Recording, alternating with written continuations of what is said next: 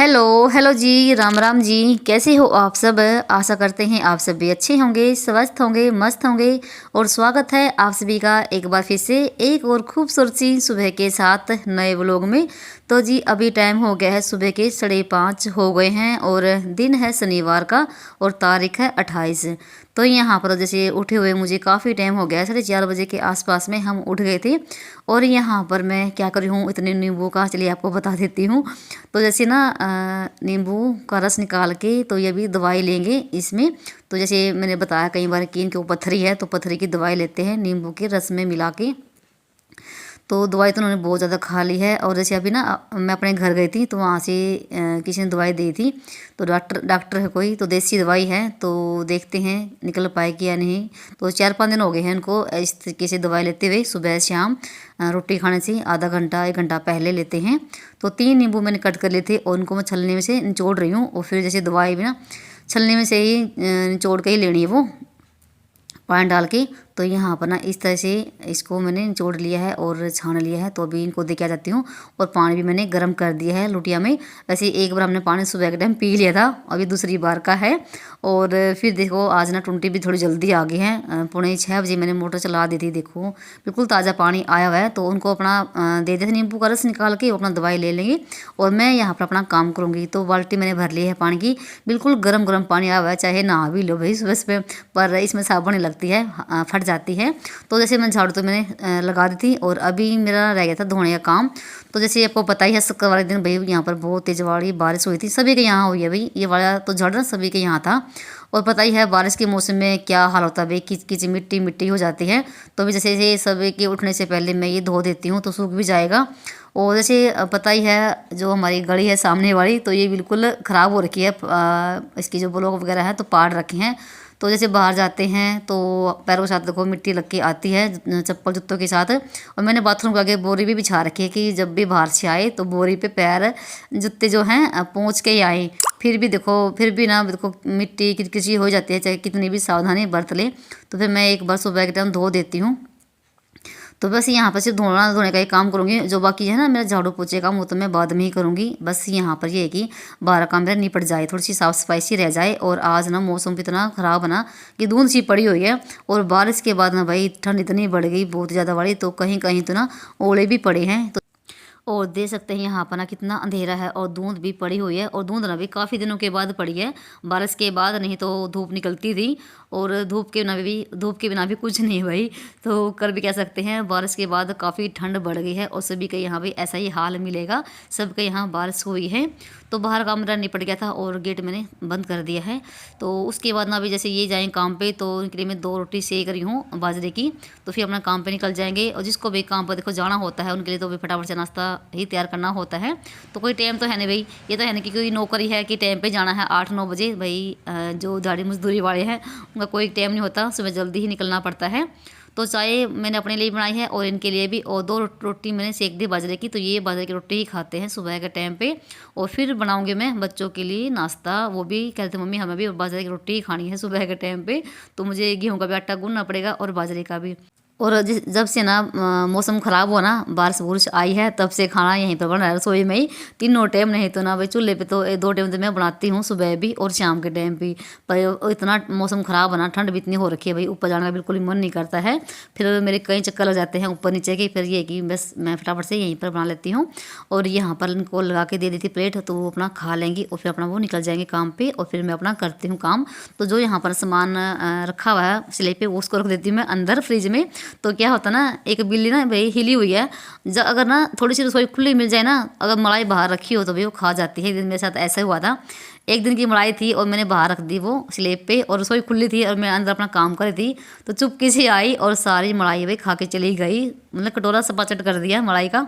और बस ये है कि मैं रसोई को ना 1 मिनट भी खुला नहीं छोड़ती हूँ। तो साथ में जैसे मेरा काम खत्म हुआ तो तभी मैं इसको बंद कर देती हूँ। जब तक ये घर पे रहते हैं तब तक मैं इनके फ़ोन में शिव बाबा के सॉन्ग लगा के रखती हूँ। मतलब सुबह सुबह उठते ही ना मैं इनके फ़ोन में लगा देती हूँ। तो जैसे अभी इन्होंने नया फ़ोन लिया है तो 5G भी चलता है, चाहे कितना भी चला लो ख़त्म नहीं होता। तो बस इतना ही, ये थोड़ा सा फ़ायदा उठाती हूँ मैं इनके फ़ोन का। और मुझे अपना नेट थोड़ा सा बचा के रखना होता है, मुझे अपने फ़ोन में वीडियो भी अपलोड करनी होती है, काफ़ी सारे काम करने होते हैं। वैसे चलता तो मेरे फ़ोन में भी 5G भी है, पर थोड़ा सा होता है दूसरे का फ़ोन चला ले, उनका ही ख़त्म कर ले, एक रहता है। तो उसके बाद फिर मैं अपना नहा धोकर आ गई थी फटाफट से और अपना करती हूँ जर्सी वगैरह पहन लेती हूँ और अपने जुराब वगैरह, क्योंकि ठंड ज़्यादा हो रखी है। बस ये है कि नहाने के बाद ठंड नहीं लगती भाई, और अगर हम काम करते रहें तब तो बिल्कुल भी नहीं लगती है। पर यह है कि जैसे हम थोड़ी देर बैठ जाएँ, इधर उधर घूमते रहें, तब ठंड ज़्यादा लगती है। और सर्दी गर्मी तो भाई ये तो मौसम है, आते जाते रहेंगी, तो साथ साथ में अपना भी ख्याल रखो, ध्यान रखो, ठंड से भी बचे रहो। और जैसे ये अपना काम कर रहे हैं तो हमें भी अपना काम अच्छे से क्यों ना करें हम, तो ठंड की वजह से भाई काम नहीं रुकना चाहिए। तो हमारी लाइफ में ना भाई टाइम टेबल का होना बहुत ही ज़रूरी है। टाइम के हिसाब से चलेंगे ना तो कभी भी धोखा नहीं खाएंगे। और जो काम देखो भाई हम महिलाओं को करने हैं, तो भाई ये तो है नहीं कि कोई हमारे काम दूसरा करके चला जाएगा। हाँ, वो बात अलग है जिसके घर में भी नौकर हैं, काम करने वाली आती हैं भाई, तो उन पर छोड़ देते हैं। जो जैसे मिडिल क्लास फैमिली वाले हैं भाई, उनको तो देखो सारे काम खुद से ही करने होते हैं। और गांव में तो भाई लगभग सारे ही काम अपने खुद से ही करते हैं। शहरों को तो देखो थोड़ा सा अलग होता है सिस्टम। और जो जिम्मेदारी ना हमें मिली है हाउस वाइफ को भाई घर संभालने की, ये कोई नौकरी से कम नहीं है। नौकरी वाले तो देखो भाई फिर भी इनको छुट्टी मिल जाती है, संडे की मिल जाती है, और जैसे टाइम पर जाते हैं टाइम पर आते हैं। हमारा तो वो भी नहीं है, हमें तो जैसे सुबह उठते ही लगते हैं घर संभालने के लिए, और रात के 9-10 बज जाते हैं तब जाके चैन से सोते हैं।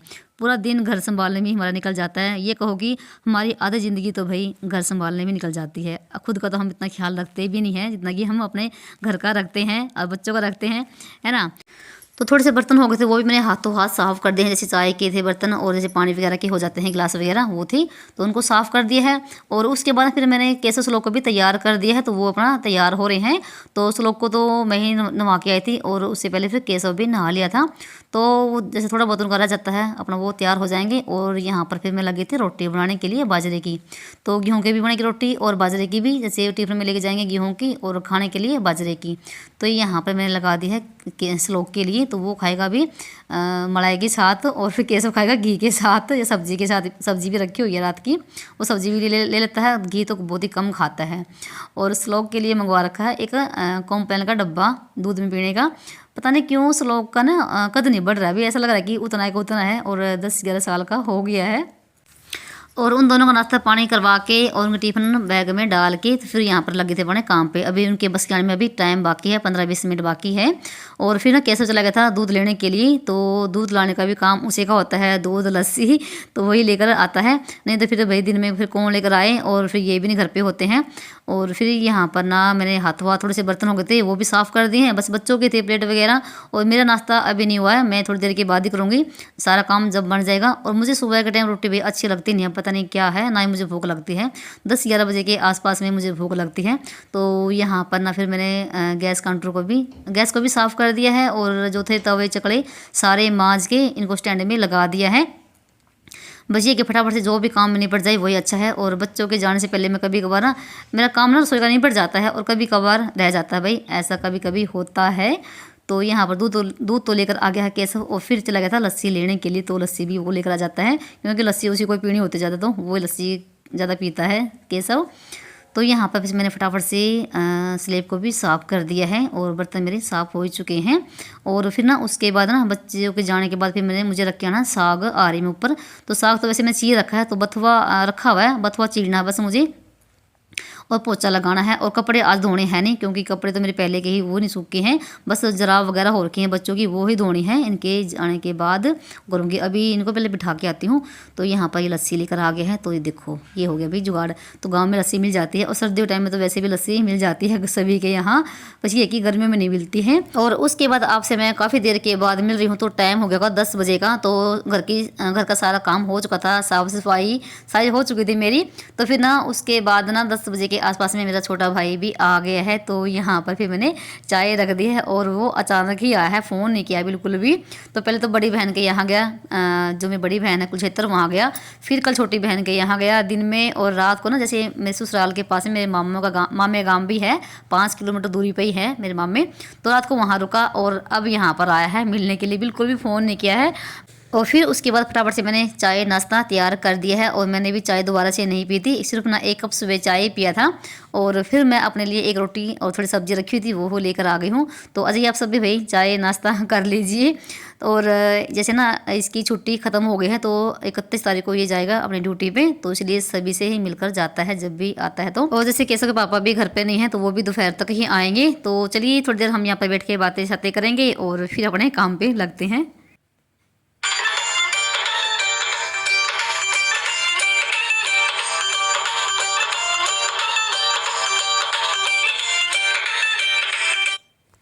और उसके बाद ना यहाँ पर जो कपड़े थे ना मेरे, जो शुक्रवार दिन धोए थे वो अंदर ही पड़े हुए थे मोन्टी में, तो वो बाहर डाल दिए हैं। थोड़ा सा मौसम ऐसा लग रहा है कि खुलेगा, पर धूप का तो नामो निशान नहीं है। पर ये कि हवा चली हुई है तो हवा में सूख जाएंगे, अंदर से तो ज़्यादा बाहर ही सूखेंगे कपड़े।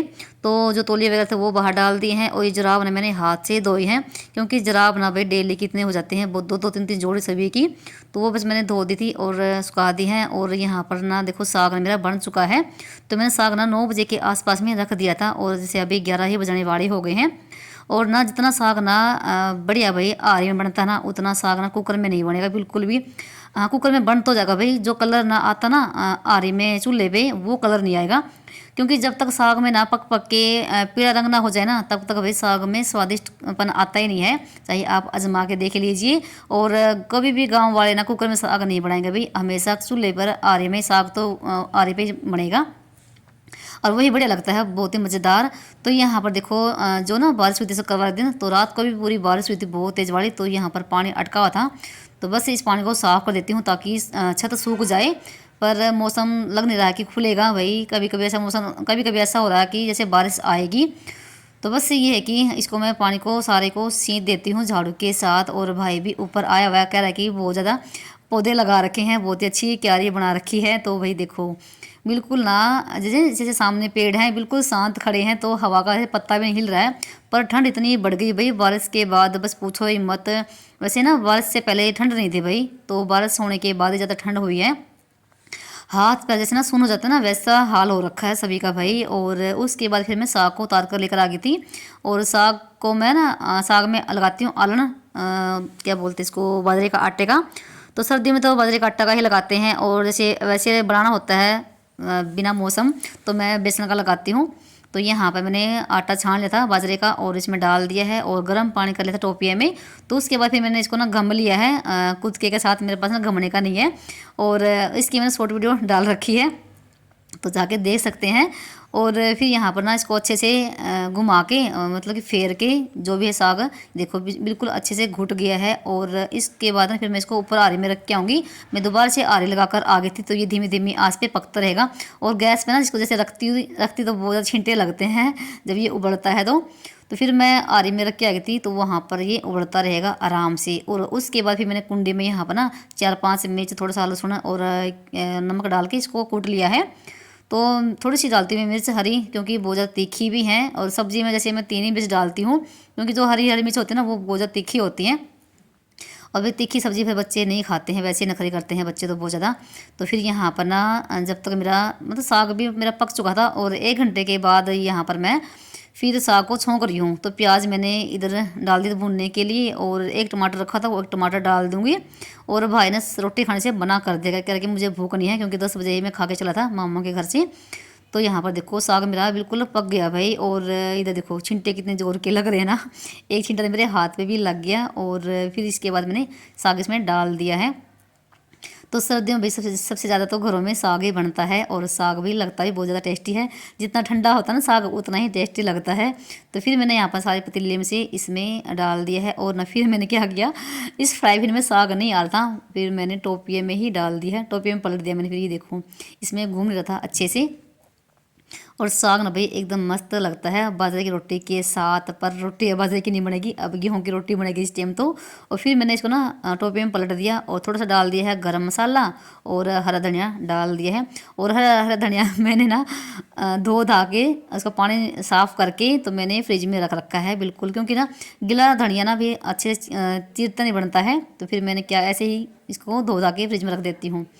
तो साग हमारा बन चुका था और फिर मैंने तैयारी कर ली रोटी बनाने की, आटा भी लगा लिया है। और ये देखो भाई साग का कलर देखो बिल्कुल भी हरा नहीं है। और जो कुकर में साग बनता है ना वो बिल्कुल मेहंदी की तरह बनेगा, लगेगा बिल्कुल हरा होता जो। वही देखो यहाँ पर मैंने प्लेट वगैरह लगा ली है और थोड़ा सा सलाद कट कर लिया है। पर रोटी खाने से भाई ने मना कर दिया, करके मुझे भूख नहीं है बिल्कुल भी। तो मैं कह रही कि एक दो रोटी तो खा ले, कह रहा नहीं मैं 2-3 रोटी खाता हूँ। पर जैसे ये भी आ गए हैं और फिर इनके लिए लगा रही मैं थाली। तो ये खाएंगे रोटी, इनको भूख लगी हुई थी, जैसे सुबह ही गए थे खा के। और जैसे ना हमारे यहाँ कोई मेहमान आता है तो बूरा घी दिया जाता है, शक्कर बूरा घी ऐसे। तो वही मैंने थाली में रखा था बूरा, और घी भी मैंने इधर गर्म कर रखा है। बस मैं यहाँ पर ना इनके लिए लेके जा रही हूँ। और रोटी मैंने सारी बना ली थी बच्चों के लिए भी और हमारे सब के लिए। तो उसके बाद फिर मेरी भी प्लेट लग गई है, तो खाना खा लेते हैं। और 1-1:30 बजे का टाइम हो गया था। और खाना खाने के बाद ना ये फिर चले गए थे श्लोक को और केशव को लेने के लिए, क्योंकि फिर वो भी मिल लेगा। और भाई कहने लग गया कि ना केशव श्लोक को भी लेकर आ जाओ, क्योंकि छुट्टी का टाइम हो गया था उनका। और वो फिर 3 बजे के आसपास में आएंगे और उनसे पहले फिर ये चला जाएगा, क्योंकि 2:30 बजे बस आती है जींद वाली। तो सीधी जींद वाली बस मिलती है यहाँ से, और फिर उसी में जाएगा। फिर यहाँ पर जैसे ना टाइम टाइम बस आती है, तो बस नहीं मिलती जींद की। तो बस अभी भाई के यहाँ जाने का टाइम हो गया है और 2:30 बजने वाले हो गए हैं, मतलब 10-15 मिनट बाकी है। तो वही वही है। तो यहाँ पर ये जा रहा है और जैसे भाई बहन को पैसे देकर जाता है, तो वही यहाँ पर देर था। और मैं कहते भाई इतने मत दें, क्योंकि अभी तो हम जैसे घर गए थे पिछले हफ्ते। तो कहते बस थोड़े ना 20-30 रुपये दे दे, वही बहुत है। कह रहा नहीं नहीं इतने नहीं है। तो भी ज़्यादा खर्चा नहीं करवाना चाहिए भाइयों का भी। और बस यहाँ पर ही चला जाएगा। तो सबसे मिल लिया है, जब वैसे कोई घर पे आता है तो कितना अच्छा लगता है, और जब जाता है तो भाई थोड़ा सा अच्छा नहीं लगता। और जैसे अभी चला जाएगा तो इसकी ड्यूटी भी बहुत ही दूर है, तो फिर पता नहीं कब कितने दिनों में आएगा। और इन्होंने बाइक निकाल ली है इसको छोड़ के आने के लिए। और ये केसर लोग भी इधर ही हैं।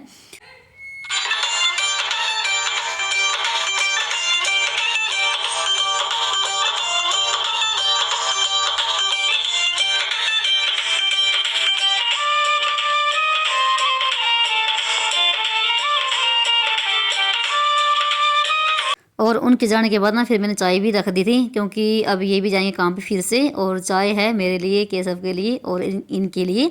और श्लोक चाय पीता नहीं है बिल्कुल भी, अगर उसके लिए बना भी लेना चाय तो वो छोड़ देता है।